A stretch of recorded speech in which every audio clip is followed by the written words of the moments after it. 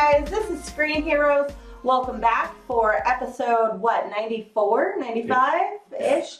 Alright, where's the numbers guy? Anyway, I'm Ray. As you can see, I have Ryan with me. Hello. And brand new guest, Jenny. Hi. Welcome her. Yeah. Huge welcome. Just give it a minute. I'm sure they're just warming up. Yeah, of course. Of course they are. Okay, so let's get down to brass tacks. So what are we talking about tonight? Punisher. No news. We're not talking news. We're gonna definitely talk news, but Punisher is absolutely the main topic tonight. Okay. I like it. I can't wait. Basically all the news is Marvel. You know? Yeah. Yeah. Pretty much.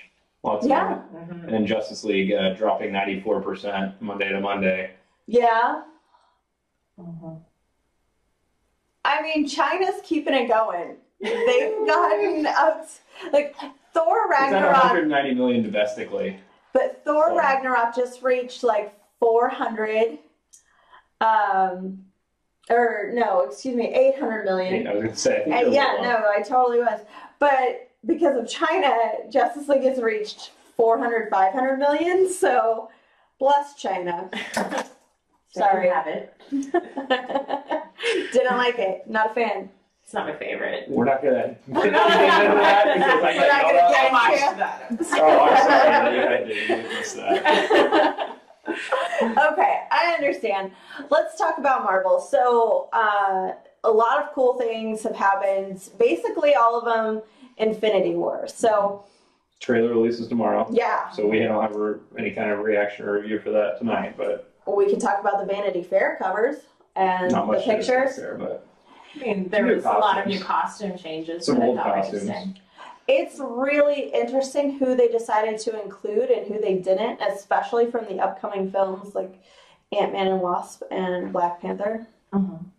Yeah. I find it more interesting because I'm a Cap fan that Cap is back in his stealth suit. I'm wondering if maybe he didn't even have to show up for the thing and they were just using promo photos. They didn't want to give away that he's Nomad or something. I don't know, Let's but just superimpose him here. it's my favorite Captain America suit. I won't complain, but yeah, I thought that was an odd choice. I agree. I am completely baffled by Black Widow's hair, and not because Thank you. I I was thought it was too. gray, like Yeah. the other thing we saw. It is but I super didn't platinum. recognize her for a second when I saw it. also, her costume was way like, it's weird. yeah, I'm not sure how I feel about it, but Like, I get that she is now considered a war criminal too. I totally understand that. I guess I'm really nervous because I don't want them to have her codename be Yelena Belova, since that is like her only enemy throughout her comics. yeah, Like, it seems like that's probably come where on. we're going. I know. I want there to be like the Black Widow program and whatever. So Thor keeping the short hair, and he's got his eyeball he grew back. his eye back. How cool is that? So cool. Maybe they're just like not including that in that promo. Yeah, For he- people. I mean, that was my thought You too. had a good theory. But then there was an interview somewhere that said that it might be back, and so I was like, okay. So I guess nothing actually happens in the MCU Maybe it's an except for Thor's hair illusion. getting cut. Eye from like Loki. It's not actually there. It's just an illusion. Yeah, Oh, surely that's okay. what it is. Because Odin did that, Loki right? just stands there the whole time. Like, that's why he's there. But you can do that for Odin. You can only do it for Thor. I don't know. I want It's to a possibility. It's absolutely a possibility. I'm just bitter. No, I agree. I want something to actually happen in the MCU that lasts. I agree. I want somebody to stay dead. I think that's why maybe they made Odin go out the way he did in like sparkles and rainbows and flower petals, because they were like, well, we could bring him back. He just disintegrated. like Red Skull, Yeah, right? exactly. Yeah, he just got sucked into we the could. portal Like, to the other side of the universe. He's just gonna rematerialize. exactly. Or they could just pay him the Transformers bucks, because I'm sure his paycheck for Transformers is bigger than the Marvel one. Probably. So 5G did say that Avengers 4 is going to be a finale. Mm-hmm. How do you guys feel about that? I'm good with it. Let's do a full universe reboot. I agree. I don't think I'm ready for it. Any particular reason why? I don't know. I feel like I wanted to keep going because we've been building up to this point with the different, cycles of the universe, and it's been a decade, I guess. Yeah. It'll be a decade of Marvel films, and I guess that seems a little bit excessive, but James Bond has been going for over a century. You're right. Why can't we keep it going? But again, they kind of booted him every single time. Yeah.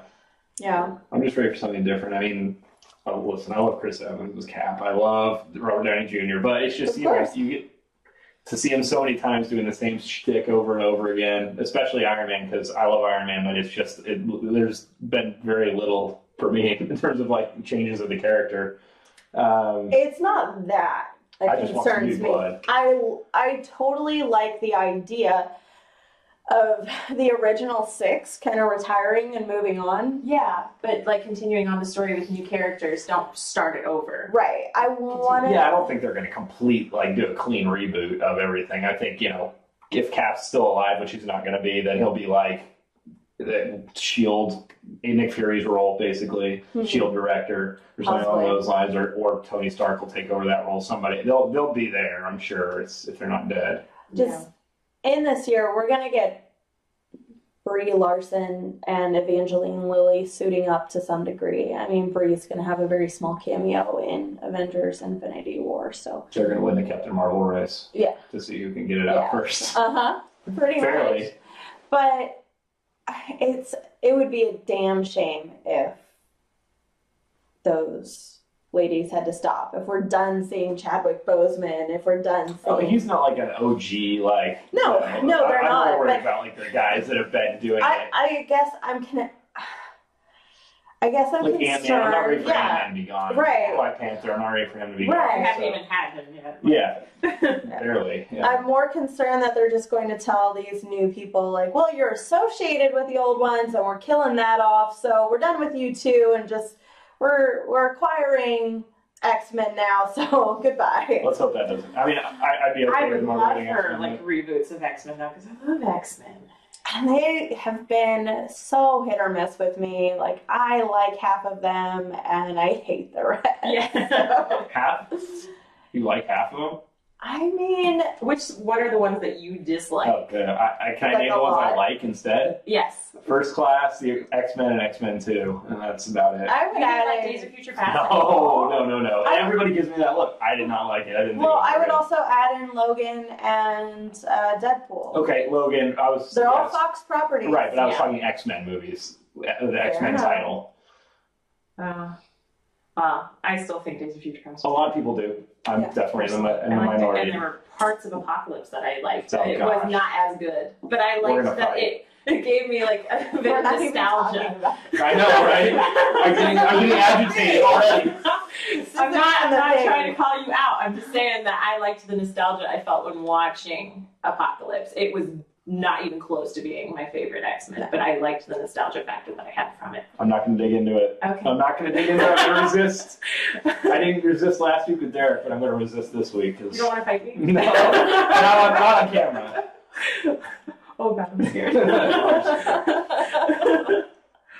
It seems that chat kind of agrees that they don't want MCU to just be dead completely and get a whole new reboot. They want some new blood in it as well. So I completely agree. I don't know if a Namor film is interesting. He's just a quiet, brooding asshat. So I mean, he's in this world, he's white Aquaman. And I mean, we have Jason Momoa. Why do I care about white Namor over here, So I don't know if a Namor film would work. I would rather see the original Avengers, the 1940s, with Cap and Bucky and Submariner and the Human Torch that was the robot. Yeah? You just look like Red Tornado from Supergirl. Yeah. Oh god, that would be so bad. Yeah. That would be a fun film. Well, you know that Captain America is still going to exist after the reboot. It's going to be Bucky because they've already set all that up. They've signed on for all the movies. So, I mean, and I'm sure they're going to give the Stark tech over to somebody else, Riri Williams, I think is her name in the comic books, right?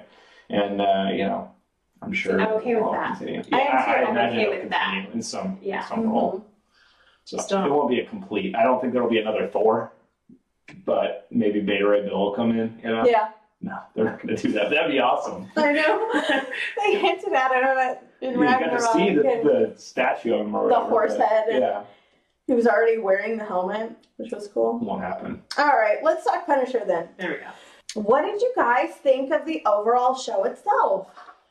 I really enjoyed it. Yeah? Yeah, I've been kind of waiting for a good characterization of the character, and I don't have a problem with some of the old characterizations, but I have preferences. Like Thomas Jane, I think was my favorite prior to this, and then when we had Punisher Warzone, I thought it was just carnage without much exploration into the character, Frank himself. Yeah, I would agree with that. So I'm glad that they tried to take this character at a different pace than a movie. Yeah. How about you, Ryan? It might be my favorite Marvel Netflix show. Yeah. I mean, I went into it. I love the Punisher, right? I love John Bernthal, or I loved him in Daredevil as the Punisher. So I had a pretty good feeling about it. As long as they didn't completely Iron Fist it, I was going to enjoy it a lot. I'm not saying it's the best of all of them, but I think it's probably my favorite. Daredevil season 1 and Punisher are right up at the top for me. That's how I ranked them. Yeah, I don't know. I don't know if I could pick one to put on top. Punisher is definitely like they're right there, and on any given day, I feel like I can swap back and forth between the two. Yeah. But you're right. So I liked it. I ended up liking it with more and more with each episode. I watched the first 2, and I was a little disappointed. I was like, this is so boring. Why is this boring? Why am I finding this boring? And I thought it was just me, but I'm not alone in it. And every episode got more and more interesting. And my favorite part is it had so many different layers to it. It wasn't just like A plot, B plot, C plot, like Iron Fist was. Iron Fist was such a convoluted hot mess. And Iron Fist was A plot with a question mark after it, like you do with the C plot for Punisher. there you go. Yeah, there you go. Do you think there's I a felt plot? that same way about the layers, though. Like specifically with how Frank kind of like is attacking the problems with like Daredevil season 2. He's just going after basically the gangs, and that was like the obvious thing for him to go after. But then as he kind of dug deeper, and then we got into Punisher season 1, it was like, well, there was more to it than just senseless violence. There's actually people behind the scenes that set this up and people that were involved. And I really liked that. It was like, taking it down one pin at a time. Absolutely. We found out about the heroin ring back in Daredevil season 2, and then we find out about the illegal operation of Cerberus through this and how it's all connected and everything. And I believe for the most part it was done really well. So overall, before we get to the very end and we spoil stuff, any grades you want to give it now? If people want What, to we're doing grades early? Yeah, let's do it. right now. Oh, I Wow. put it at the end of mine. Okay. All right, let's do it. Why not? Gosh, like I want to grade it like because like on my Then do favorite it. list, but I feel like Give it a percentage. I'm probably like a B plus, and I feel like that's being mean. Like I really want to give it an A minus, but I I feel do like too. B plus is like I could nitpick it if I really had to. Like, when it comes down to it, these last 13 hours of television that I have watched in the last 24 hours of my Did life, you have to take like 20 minutes and just go, what just happened? they've been some of the most compelling hours of television I've watched all year. I can't deny that. That was really interesting. Wait, I think, like 13 hours seemed like a really long marathon. it to run. always does. But I really enjoyed it overall. There are things that I had problems with when I was watching it that I was like, We're going to talk about that. yeah. But overall, I give it like low 90s, like 93, 94% Not bad. for me. Yeah. Because I really thought it was solid overall. Yeah. All right, guys. So here's your spoiler warning now. We're going to dig in. Nothing is off the table at this point. You can pause and finish the series and then come back. So we can either run through characters and go by them one by one, or we can talk about the things that we didn't like, be a little nitpicky. However, I just want to touch on the fact about you guys were talking about the 13 episodes. Overall, this was, I think, the first show from Marvel Netflix where it felt like it wasn't 3 or 4 filler episodes in the middle. Because pretty much every other, even like Daredevil season 1, which I loved, there was a few episodes in there. It was like, okay, this seems like they're just trying to work out 13 episodes. But this one, like you said, it kind of ramped up through the whole thing. So the 13 episodes it felt like 13 hours of TV, but it didn't leave me bored in the middle like most of the other shows did. So I think that's a really important fact about that. I am going to kind of disagree with you. Really? I still believe that 13 episodes is too much for these stories. I think there's less filler in this than there was in Iron Fist, that's for sure. Mm-hmm. But I still feel like 10 or 11 would make a much more concise story. I kind of agree with that. Really? Yeah. Well, like some of the things that I thought that it was just we kept revisiting it in the show, and I was like, why? Were things like Micro's family. I mean, I wanted to know what was going on with them, but I got a little bit more information than I needed. And well, I mean, I don't want to like really downplay like sex, but there was a little bit too much sex in it for me that I thought was needed. Well, I mean, it wasn't really like driving the story forward for the most part. Yeah. But I mean, like you can have a little bit, but like do you remember in episode, I think it was like 12, when Frank was getting tortured and then kept having these like flashbacks of Maria? It was just, I mean, it was just a little bit too much. And I was like, let's get on with it. I want to know what's happening on like the actual side of reality. Yeah. I mean, I think there was a plot reason for that. Yeah, I didn't mind that part as much, just that initial scene, and that's because they were also intertwining it with the Liebermans having sex for the first time in a year, so it was really awkward, and they had already had a conversation. It brought it back to that conversation, like, do you miss sex? And that was a really funny bonding moment between them.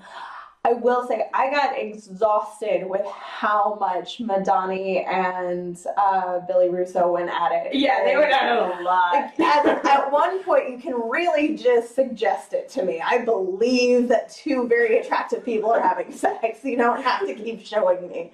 So, I mean, they did that like over the course of 3 or 4 episodes. They had sexual encounters. So. I think it was kind of gratuitous. Ben Barnes from all the girls that kind of fell in love with him and Prince Caspian. Oh my God. Did you forget about him? He's back. Right. Here's more of him. People fell in love with his soulless eyes. Like, I don't get it. He has the weirdest, like, beady eyes that are super soulless. Him. He was obviously, like, you knew he was the bad guy just looking at him, because no good guy has, like, just completely black, nothing eyes. Well, I'm sure he's an looking at it from a very logical standpoint. Yeah. I guess I wasn't enamored with his beautiful hair and cute skin and rippling pectorals. But. And the non-military haircut he had for some reason. It's fine. He's a private citizen now. Like, he can grow his hair however he wants. It was like when he was you're totally right. Which poses the question, does John Bernthal just like his haircut like that? Because if everybody gets to have it in the normal way. Which I prefer, like, longer hair on him. I think it's a character thing. Like, he's so stuck in the military mindset and the military, like, method and everything like that. Of course he's going to do the high and tight, type haircut. Okay, so how do you guys feel about Pete Castelloni and his life as a construction worker in those first 2 episodes where he gets back into the Punisher life? I think it was a really good way to kind of ease us back into the character of Frank, and like this is what he's been doing with his time, because they really didn't answer that at all during the Defenders. And I think the fact that they put him in a construction setting where he's basically just a demolition man, it kind of helps us understand that he's using this as a tool to just deal with this anger and aggression every single day. That also said, like, my favorite, or one of my favorite scenes, is actually in the first episode when he's using the sledgehammer to beat out of those guys' Yeah. We're gonna kill the kid by throwing him into the concrete. I love that scene, and I didn't think I'd really like Punisher with anything but like a gun. But I was like, give him a sledgehammer. Man, it should be like the Thomas Jane movie. I mean, geez, he goes with a popsicle at one point and tortures somebody. So that's one of my favorite scenes in that movie too. It's funny, but no, I thought it was a good way to kind of warm us back up to that character. Any other thoughts?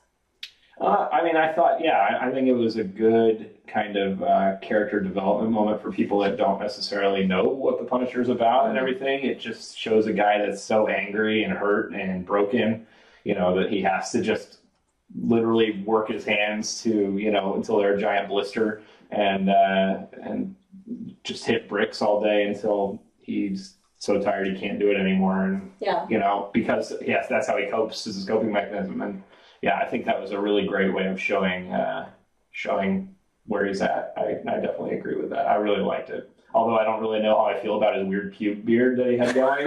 No, I love the hipster beard. I do think the hipster thing was funny. That was good. People keep calling me a hipster. I don't really like it. That was great. I gotta say, the construction workers wore thin for me. The fact that it went over 2 episodes, I thought they could have done it in 1.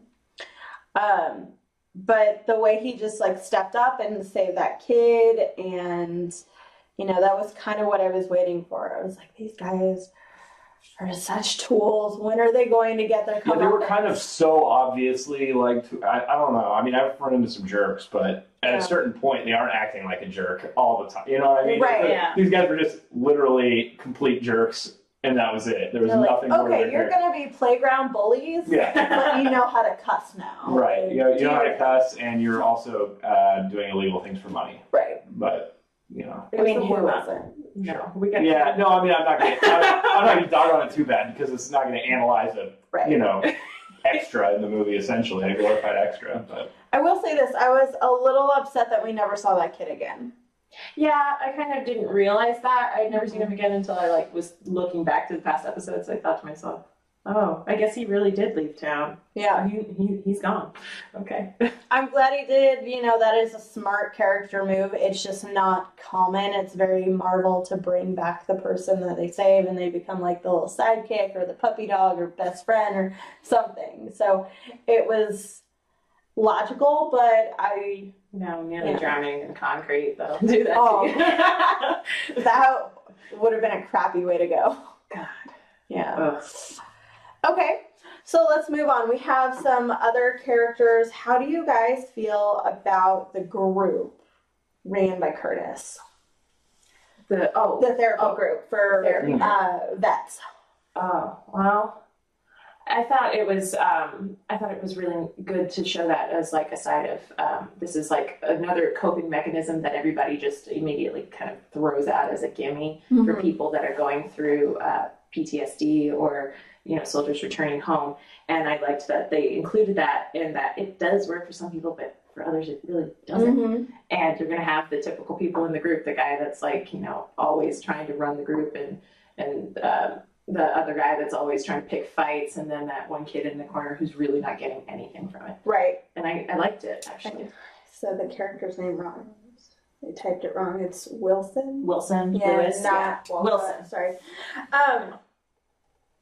So Lewis Wilson is a character that causes some contention for me personally, because I believe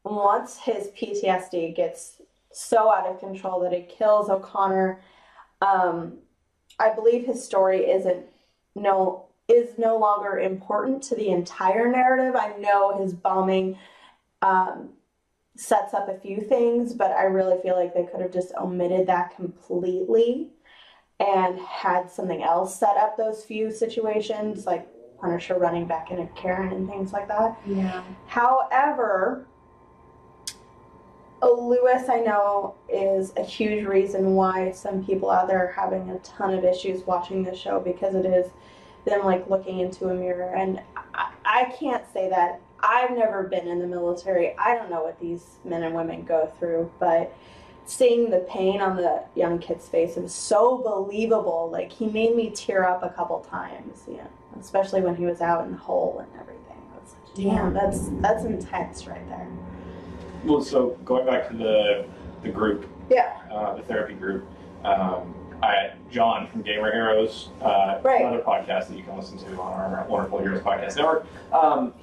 Me and him talked about the show a little bit while we were both watching it, and he had a problem with like the way it started off, the first 4 episodes, stuff like that. He said that he thought it could have been just called Generic Soldier Gets Revenge, and nobody would have known the difference.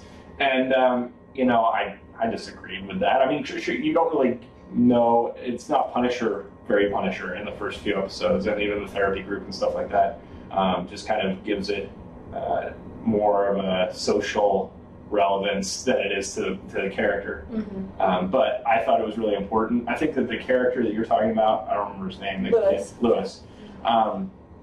I think I disagree with you on the whole bombing thing, because I think that, like Luke Cage, a lot of this was social issues and things that are relevant to our current culture. And with the Boston Marathon bombing and things like that, I think that the bombing was another way to kind of ground it in our world. And maybe, I mean, he could have run into Karen and done more time with that, sure, but I feel like they were trying to touch on as many social issues and things in the world that are happening, keep the whole world feeling more grounded than like Iron Fist, where you have a floating city that shows up once every 12 years or whatever, like it. That you don't even show. Right, you show it at the very end, yeah. No, we get another flashback to a Where's our dragon? I'm not going to get started on that. This is about Punisher. This is not about Iron Fist. Anyway, I think that does bring, I think that they were trying to bring home that this is not all the other shows. Yeah. It definitely set itself apart. Yeah, and I think that the bombing was really important to that. And actually, that scene was filmed really well, and it felt like I was watching news for a real bomb. Like, the way it was filmed, it felt real. The few times they used the handheld, first-person, shaky camera thing, the way they used it was so incredibly smart. You know, they used it in flashbacks, or they used it on the ops in the woods going after Gunner and Frank. Yeah, that was a great scene. Really good scene. Okay, so let's talk about, to move on to the big bad, who in this season is Rollins. And we get introduced pretty soon to the whole Cerberus operation, and we find out that they were using the dead bodies of soldiers to bring heroin back into the country and then make money off of that to fund the assassination. So it was a whole big circle of awfulness. Let's hear your thoughts about that. How did Paul Schultz do as Rollins? I think it kind of comes back to the point I made about Russo again, is that, like, if you want to surprise us or make us guess about who the villain is, don't give him like one milky bad eye.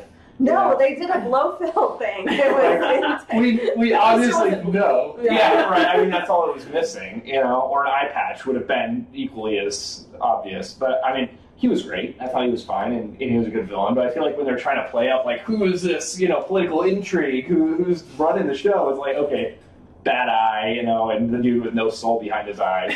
Clearly, those are the two bad guys. I'm going to disagree with you on Billy Russo. Like, I think he has a soul. Yeah. I'm sure he does have a soul. I'm just saying, like, the eyes look super, like, they're just very, very beady, I guess. In the first few episodes, when they brought him into the picture, I did not make the connection yet that he was going to be Jigsaw at one point. Well, unless you're a huge fan and you hear Noah's name pre-Jigsaw, then there's no way. That's why they did that. And so I believe that he was going to be a good guy. And I was like, oh, look at Frank. He has two really good military buddies. And as soon as he and Madani got together and actually had sex, I was like, oh no. He's going to be a bad guy. Yeah. I was like, this is going to turn. As far as villains are concerned, I actually don't think Rollins is the big bad in my mind, because I think that Rollins is kind of like a positional villain. Yeah. He's got a lot of power and he's pulling a lot of the strings and he's calling a lot of the shots.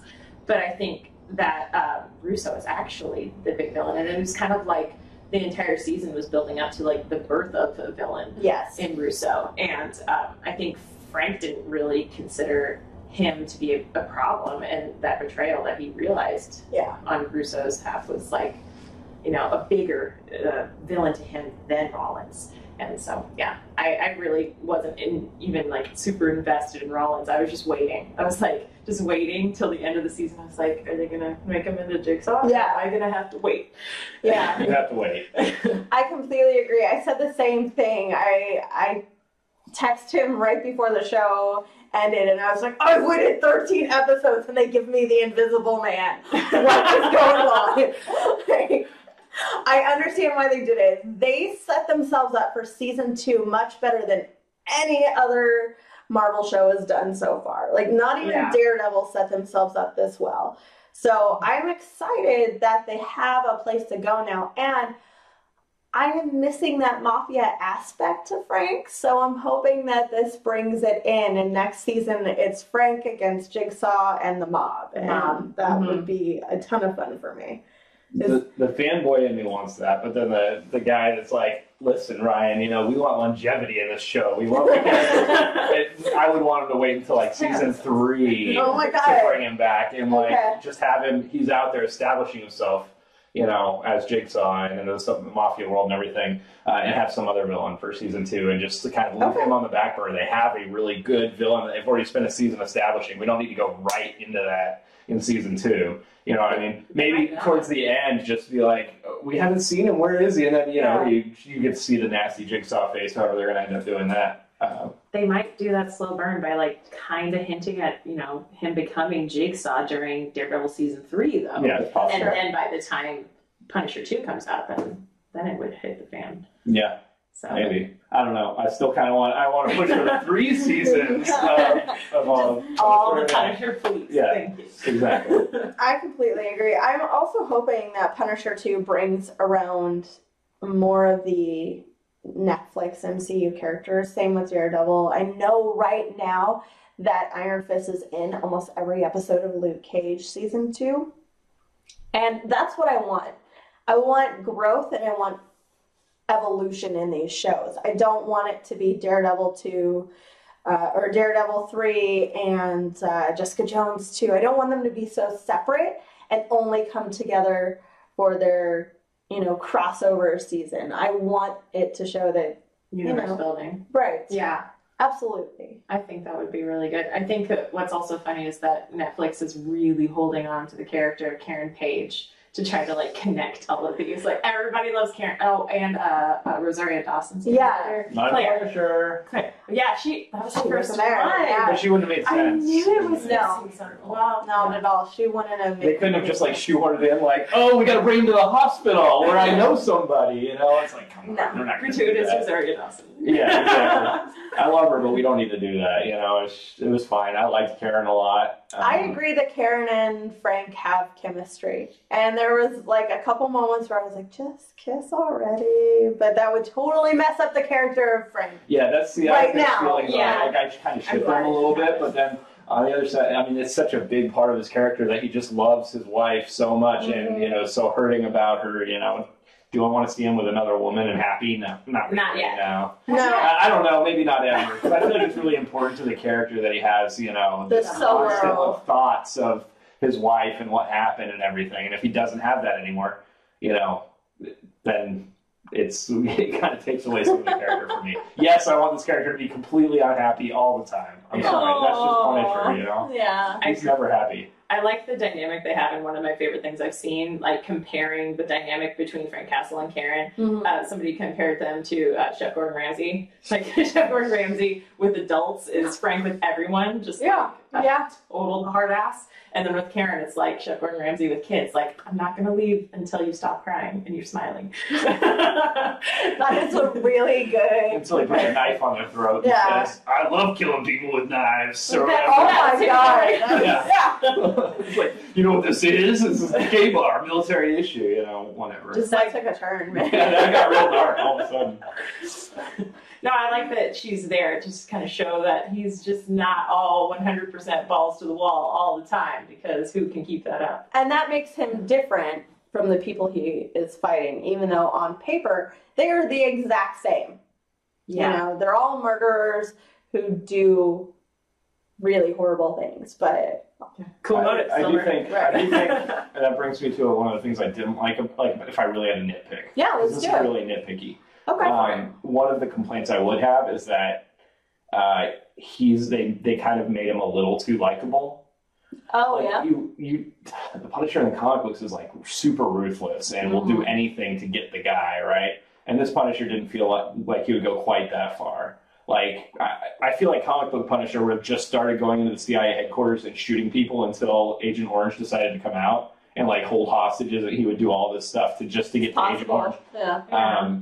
But he wouldn't have done that in the show. And I liked being able to relate to him a little bit because, like you said, it would get exhausting if he was like this all the time. But nitpicky, if you're a big Punisher fan, I feel like he's always that way in the comic books pretty much. You're not wrong. When he appeared in Civil War, he was only in an issue or two, but he basically brought a broken, beat-up Spider-Man to Captain America's door, and Cap's like, thanks, bye now. I think Captain America had a lot of really interesting run-ins. They do. If you don't know the comic books, Punisher has a super amount of respect for Captain America. Cap is Punisher's hero, Yeah, he would not fight him. Cap was punching him and beating the crud out of him, and Punisher refused to fight back. And he's always had that kind of relationship with Cap. So I would love to see that.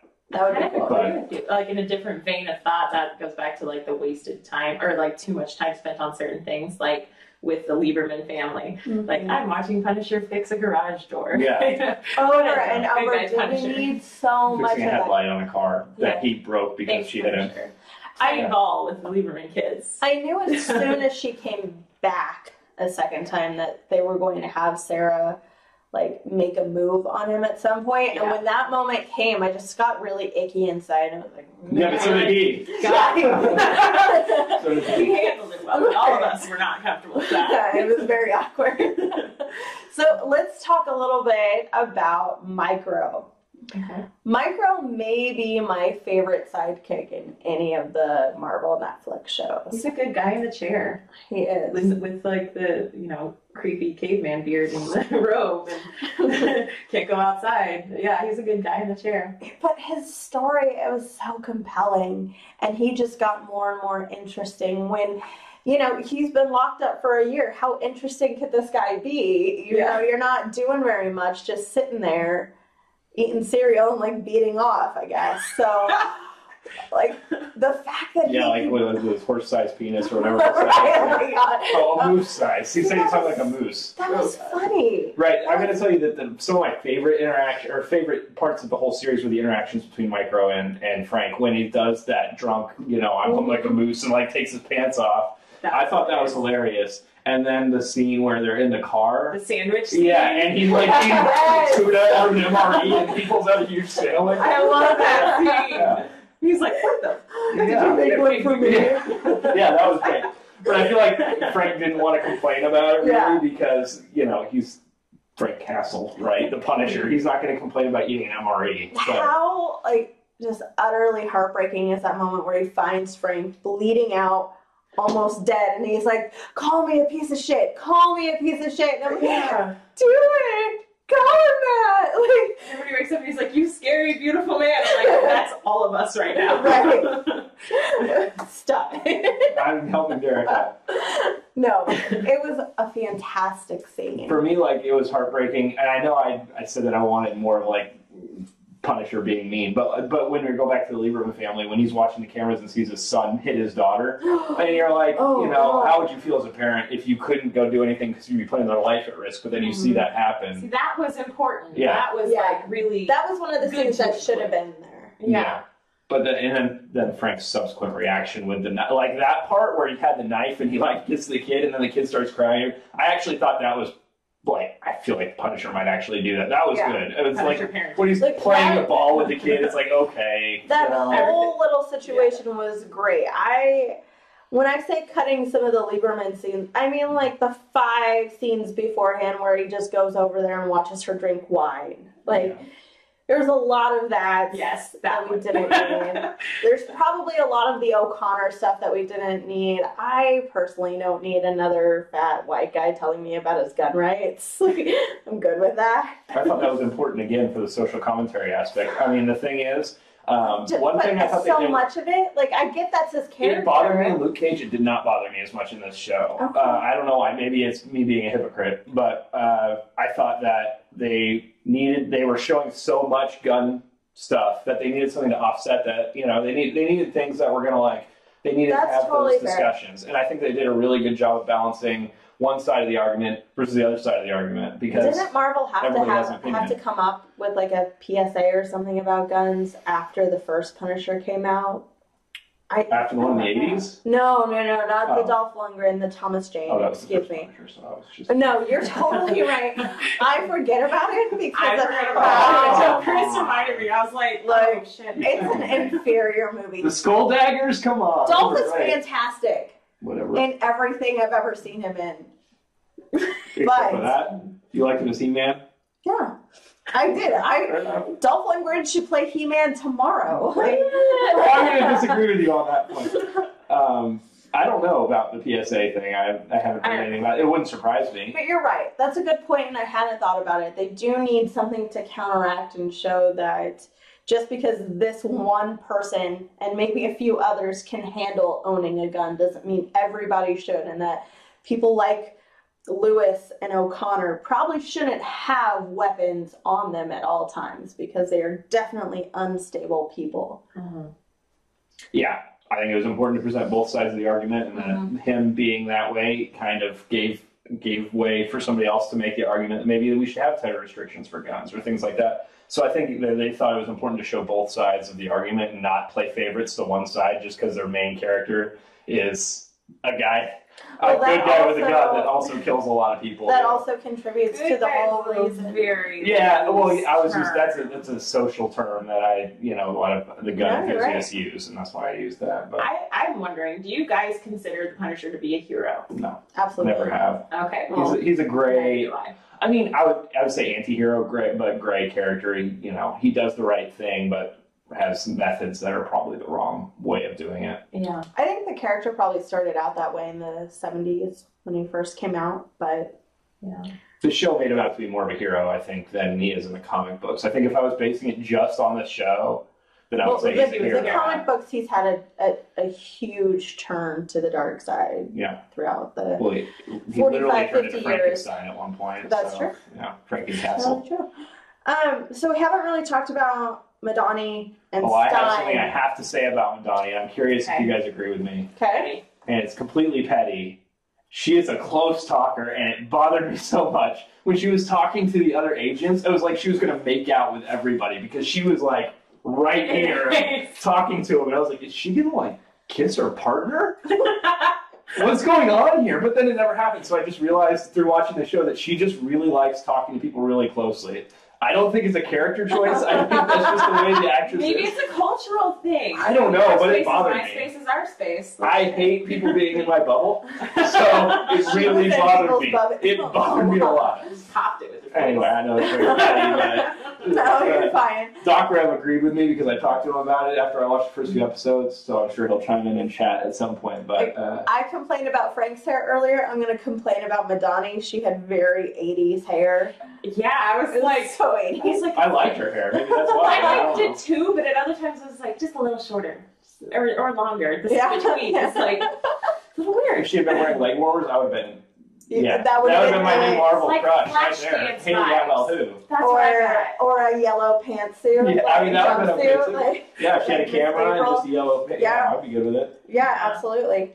Okay, so can we all agree that Stein's death, while completely necessary to the story, was absolutely horrifying and sad? A lot of the death in it was horrifying. Every time that Billy Russo took out that hidden knife, I was just like, oh Jesus. Yeah. Like it's a horrible thing because you can't defend yourself from that. It just comes up and it's like shank right in the face.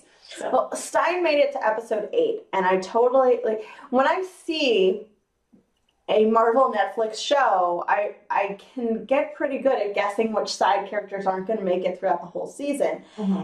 And I knew he was going to be one of them, but he made it past the halfway mark.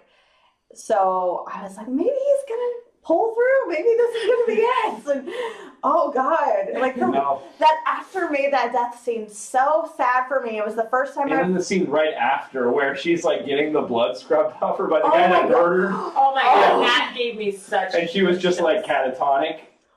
Did you know that, like, that scene and also the scene where Frank is tied up to the chair where he's, like, dripping blood and Russo's rubbing it, like, wiping it from his face? He was trying to portray the exact same thing. The exact same, like, I get it. I'm being comforting, but just know you're probably going to die. Yeah. And it's like, thanks for wiping my face, but you're still really creepy. Yeah. He did get creepier and creepier in every episode. Oh, and the scene with his mom. I think that was his mom. Yeah, his birth mom. Yes. That was messed up. No, I wanted to like gag watching that. Like, ugh. Then, as soon as he went to touch her mouth, I was like, no, that can't be good. Do not want. This is not going to go well. Yeah. No, the actor who played Sam Stein, Michael Nathanson, did one of the most compelling death scenes I've seen in a long time. And Madani was right. She says it. She was like, he just looked shocked, and I was like, yeah, he did. I thought he was going to, like, write Russo in blood. I was like, come on. I'm so glad they didn't do that. Yeah. But they didn't. Yeah, I mean, he was a trained soldier, so he should have known that, like, he can't leave anyway for the guy to... Yeah, that's why I stabbed him in the throat. Yeah, exactly. Like, you had to. That was... Cut the larynx. I thought that was important. I was not emotionally attached to him at first, but you're right. Like, when he died, I was like, oh...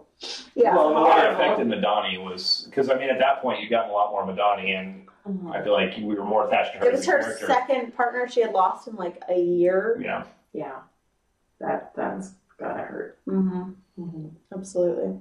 Okay, so we're kind of out of characters. We could talk a little bit about the Karen Page stuff a bit more. Another thing that John told me from Gamer Heroes, check it out on the Heroes Podcast Network. You're welcome, Derek. That's $5 you owe me now.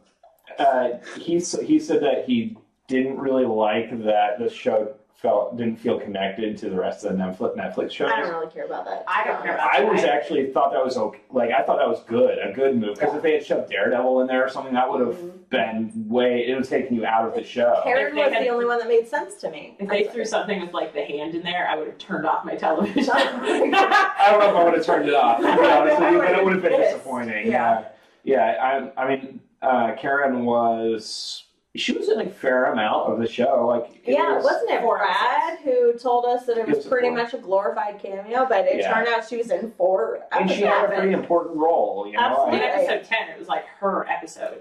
So I didn't think And speaking of that episode, Rachel and I talked earlier, I think that's my favorite of the series. That's my favorite too. It was so good. The storytelling, so really unique. certain that's the episode, the reason why they decided to postpone it. That's fair. Yeah. Probably. Yeah. But it's really good. Yeah. And I like that they did it in a way that it was like the end of the day and then they went back to individual viewpoints to kind of review the day of what had happened. And just comparing, like, I forget that politician's name. Ori? Yeah, Senator Ori. Senator Ori, when they do his perspective compared to Karen's, I was laughing. So when they were doing his perspective, I was like... This did not happen. There's no way it happened like this. Because at that point, maybe I'm just dense, but I hadn't figured out that that's what they were doing with the episode, and they were going through everything. Because I think his was the first viewpoint that you saw it happen. So I was like, why would Frank have done it that way? It doesn't make any sense. And then, obviously, as the episode went on, it was, okay. The guy was just telling a little white lie. Oh, a lot of white lies. A lot of little white lies. It was probably a big white lie. He was stressed, guys. I'm sure that's what it was. Yeah, that was a great episode. I thought it was a really unique way of telling a story. My that was something I liked about the whole thing, the whole show, was that a lot of the things, they were different ways of telling the story, and it all felt very grounded, which I really liked with the other Netflix shows.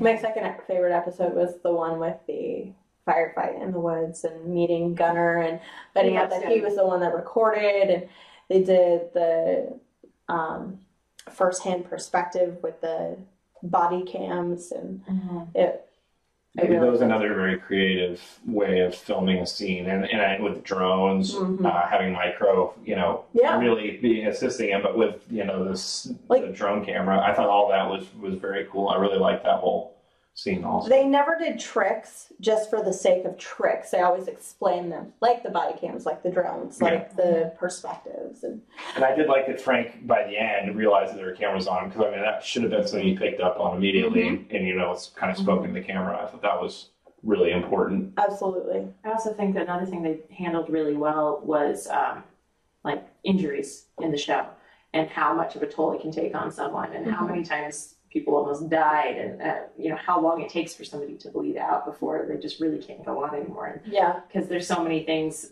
so many movies or shows that are, it's like they've taken like 16 bullets and you know, lost this foot, but they're still going. I was really impressed by the makeup art in this show, especially at the very end when Madani takes the shot to the head, and it does just graze her, but she's unconscious, and she wakes up, her whole face is bruised. Yeah, that was incredibly smart. Why was episode 12 hard for you to watch? See Will Royce. Oh, yeah, that's Chris. Yeah. Well, he and I were actually talking about episode 12 in relation to the juxtaposition of the carousel. And the use of the carousel as the way to turn Billy Russo into Jigsaw, because in the comics he just gets kicked through the window. And in Warzone, it's basically like this glass shredder recycling thing that he gets kicked into. And I was like, But the fact that he used the carousel and like pushed his face into the mirror and it sat. Oh my God, the sound it makes when he drags his face down. I was like, yeah. Yeah, I don't feel pain through a screen very often, but there was a couple of times in the show, and that was one of them where I was like, "Oh my gosh!" It still like makes me cringe to think about it. Man, that was funky. That was hard. That was funky. But I was glad that they used that instead of just a basic glass, because it was using something, kind of bringing it full circle. Like we started with the carousel, and then we're pretty much closing up all these knots. Like Billy was the final knot. And they showed the flashback where he was at the carousel with his family. Yeah, absolutely. But they started off with him catching a bullet in his mouth, and then he spits it out, and it's like, oh Lord. Well, I want to counterpoint Chris here in chat, who said that Frank should have died from blood loss. Okay. People should have holes punched through them by Captain America because they're just normal people, and he can kick cars, and he also kicks people. The thing about the Punisher is, even in the comic books, is that he's not called the Punisher. I mean, he is called the Punisher because he punishes people, but he can take a lot of punishment. Yeah. He's constantly getting the crap kicked out of him. I mean, look at Daredevil. That dude never was healed in Daredevil. He always had a black eye and cuts on his face. Always. That's his thing. It's like he can bleed, and his willpower. His willpower pushes him through because he has to get the job done. They push him through this limit. The Thomas Jane, the Ray Stevenson Punishers, like they took some bullets here and there. I mean, Thomas Jane with the Russian was pretty brutal. But let's face it, that was the only brutal part of it. You know, he pretty much walked out of that entire film unscathed. Yeah, and he didn't in this. Frank Castle took beatings after beatings. Almost in every episode, he was defeated at some point, which I think that's why he comes out looking better than the Punisher actually should. It's because he overcame so much to finally, I guess, win out. Yeah. If you can call that winning. I think it's winning. Yeah? Yeah. I mean, as long as you're the one standing at the end and the guy you want to beat is not standing, I think you win. I think he finally got like an answer. All of his questions answered, which is maybe, Russo didn't die. And you can't say like dying tied it up, but I think he got the answers he needed, and that's what kind of. There's one man standing and one man laying down on the ground, and I mean Punisher was barely standing, but he was still alive. I don't think that. I mean, I think that's a very important part of the character is he can just take a crap ton of hits and a crap ton of beatings and stabbings and gunshots. I mean, one scene we haven't talked about that I really want to touch on just real quick is the one when they know that when Frank knows they're coming into the basement, and so he sets up guns in specific places. I think it's really good. You finally got to kind of see the tactical side of the Punisher and what he can do with prep, and the like gunpowder and the light bulb, and the big gun, machine gun. It's like Kevin McAllister grew up to be Frank. I don't think he shrapnel glass into people in Home Alone. Head kiss. Explosive. He hit those dudes with bricks, like He did do straight to that. their face. Yeah. That I think would've Kevin killed McAllister them. ripped off the Punisher. it's a little bit more extreme version of Home Alone. Yes. Yeah. No, I thought that was scene was great. really good. Yeah, and he literally was just taking bullets. I mean, granted, he was wearing a bulletproof vest.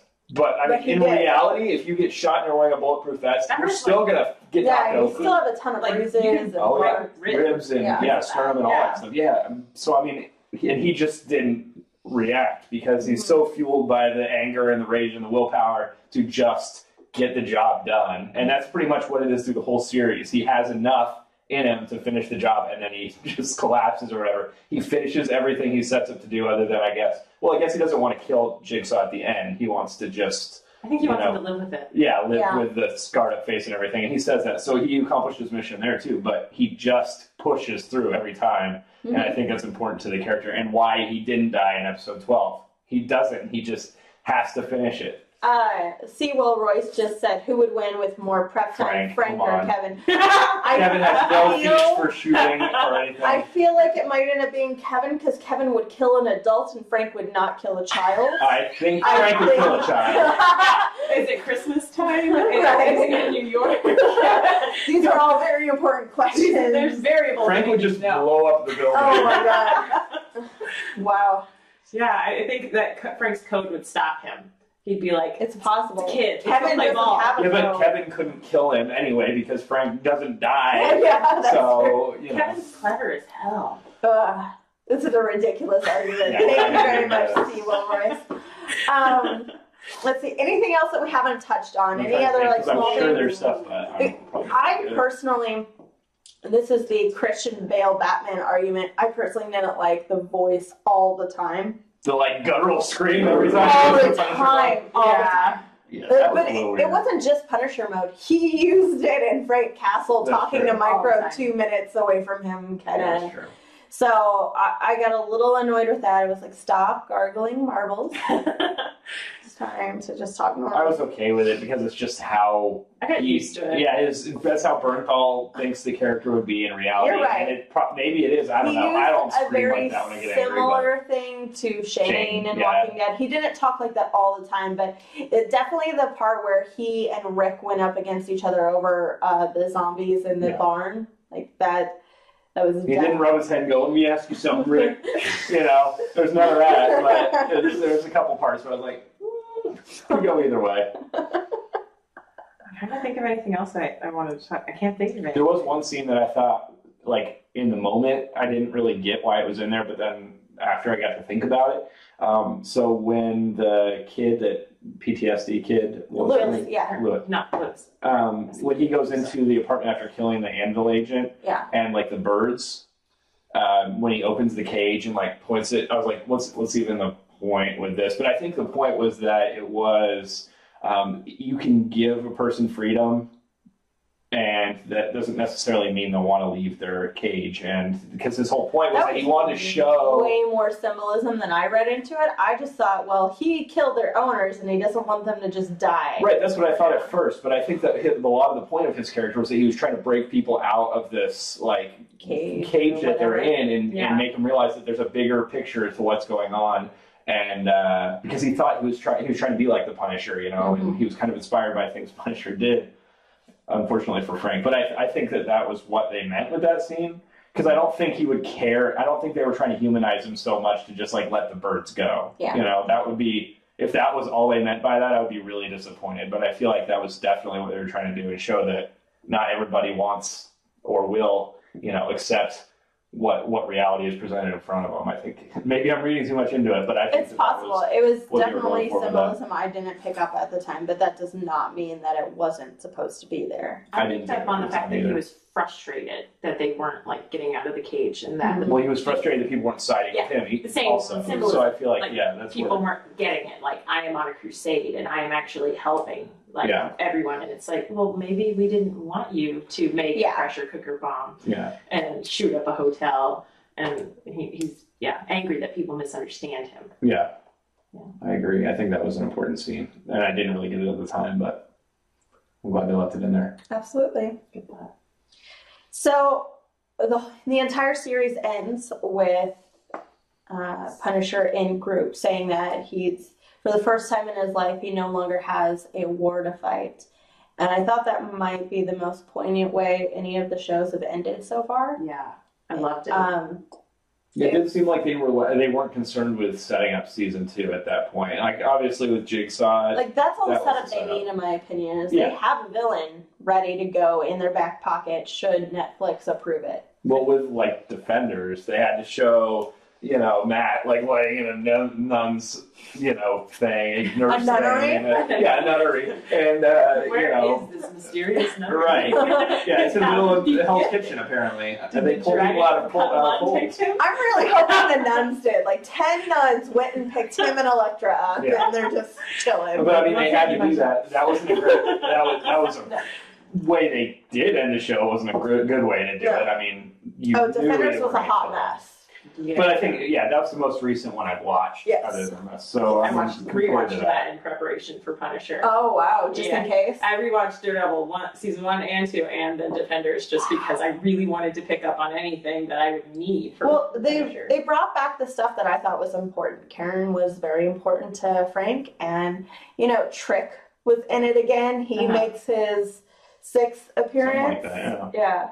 And the cop from Hell's Kitchen. And Stan Lee is on a poster again. Yes. In the 13th episode. Yes. One other thing they didn't do in the Punisher season, they did in Daredevil that I thought was kind of annoying, was that in Daredevil they showed his hand-to-hand skills. He was like able to beat Daredevil in a fist fight, probably because Daredevil didn't think it would happen that way, but he didn't really get, it was all guns and knives all the time. Yeah. In this one, so I don't think he really got to show off the hand-to-hand stuff, which is kind of one of my favorite things. Yeah, but I mean, that wasn't That really was like fighting skills. hand-to-eye. That was just like popping grapes, I'm not gonna lie, I thought we were going to see it because at one point on the carousel, Billy disarms him and he has the knife, and Frank just puts up his fist, and I was like, oh man, we're gonna go. Here we go. And I mean, kinda, he got that knife away pretty fast, and the face went into the glass like 5 seconds later. But it wasn't like the Daredevil fight. No, you're right. I really liked the fight between Punisher and Daredevil, and I don't want to see them fight in Punisher. No. I would have been completely ridiculous, but it would have been nice to see somebody that would challenge him on that level. Mm-hmm. There's also one other thing I want to see in season 2. They keep talking about some type of dark underpast of Karen, and we get hints of it with the fact that she saw some type of file that Ben had left for her, and it was on her, and it was about some accident where a teenager got killed, and then the fact that she's very pro-gun, and she keeps mentioning, I just learned to use this one. Well, I think the pro-gun thing was from her killing Wesley in season 1, but she even said, but when she killed Wesley, what makes you think this is the first time I've held a gun?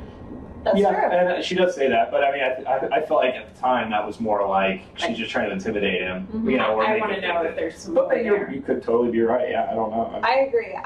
In the comics, she has a really weird story. So I know. Thank you, Kevin Smith. That's all your fault. Ends up becoming a prostitute, correct? And a drug addict, and she gets AIDS, and she dies. Yeah, Please. It's a weird story. But one of my favorite moments between her and Daredevil existed in that Kevin Smith run where he made her go crazy, and it was a flashback after she had passed away, and Daredevil said that if he ever had a child with her, he would quit because he's only a low-level hero in New York, whereas, the Fantastic Four and Spider-Man can easily cover his territory. And I was like, that's a really good moment for him, and it sucks that it happened at Karen's expense, but, she was yet another victim to the woman in the fridge trope. Indeed. All right, so we're a little over. Let's plug our stuff and head on out. Another 30 more minutes. Yeah, I probably could have too. I could We're not talk going to more pull about a the Justice show. League on this one. Let's talk about the breakfast. Oh my god. Those eggs looked a little dry. Yeah.